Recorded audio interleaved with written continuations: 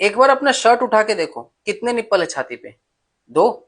लेकिन कुछ लोग हैं जिनके टोटल 3 निप्पल होते हैं छाती पे। हर 18 में से एक इंसान के तकरीबन तीसरा निप्पल प्रेजेंट होता है उसके छाती पे या छाती के आसपास वाले एरिया में। दरअसल इस रेयर कंडीशन का नाम है पॉलीथीलिया, जिसमें कुछ जीन्स के गड़बड़ी के कारण ये चीज हो जाती है। ये पॉलीथीलिया कुछ ऐसा या फिर कुछ ऐसा दिखता है, तो एक बार अपना चेक कर लो। इतिहास में पहली बार एसबीआई अब मैनेजिंग डायरेक्टर की एडवर्टाइजमेंट डाल रहा है। जैसे कि प्राइवेट कंपनीज महिंद्रा टाटा में मैनेजिंग डायरेक्टर होते हैं, वैसे ही ये भी अब बोल रहा है कि हमें भी एक मैनेजिंग डायरेक्टर दो। बैंकिंग सेक्टर जो है वो प्राइवेट सेक्टर में बदलता जा रहा है, तो आने वाले टाइम में हो सकता है कि हमारे सरकारी बैंक भी प्राइवेट सेक्टर की तरह काम करे या फिर उनका प्राइवेट सेक्टर जैसा माहौल हो जाए। क्या आपको पता है 93rd एनिवर्सरी पे हमारे इंडियन एयरफोर्स ने क्या किया है?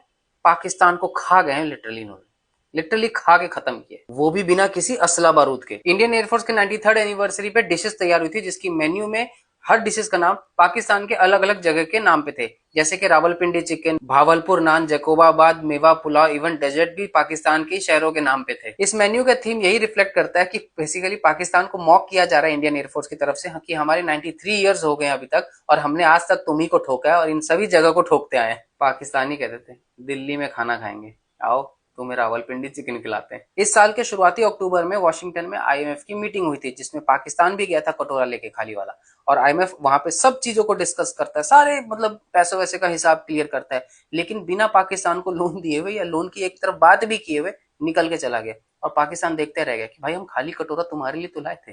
यूजुअली आपने सुना होगा कि भाई तू मेरा दिमाग मत खा, लड़कियां बहुत दिमाग खाती है, लेकिन एक लिटरली सच में ऐसा एक पैरासाइट है जो कि आपका दिमाग खाता है। हाँ बिल्कुल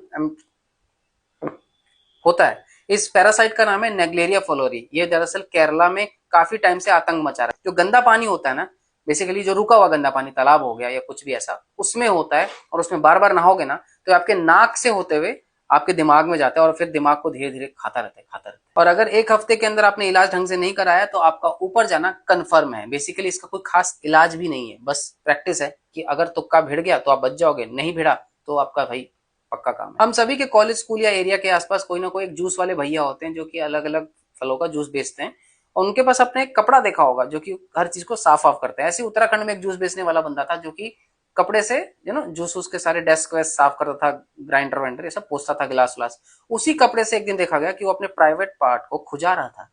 पकड़े जाने के बाद इसकी रिमांड लगाई, इसने हाथ जोड़ा, माफी मांगा। जूस पीना हो ना, इससे अच्छा घर में ही निकाल लो यार, बाहर से फल खरीद के, सस्ता भी पड़ेगा और कम से कम साफ तो रहेगा ना, कोई बीमारी तो नहीं धरेगी, वरना किसी के प्राइवेट पार्ट का आशीर्वाद लेते जाओगे। चाइना के एग्रीकल्चर मिनिस्टर ने 34 मिलियन यूएस डॉलर की घूस ली, पकड़े जाने के बाद इनको मौत की सजा होगी। हमारे देश में लाइक शेयर सब्सक्राइब जरूर कर देना। चलो।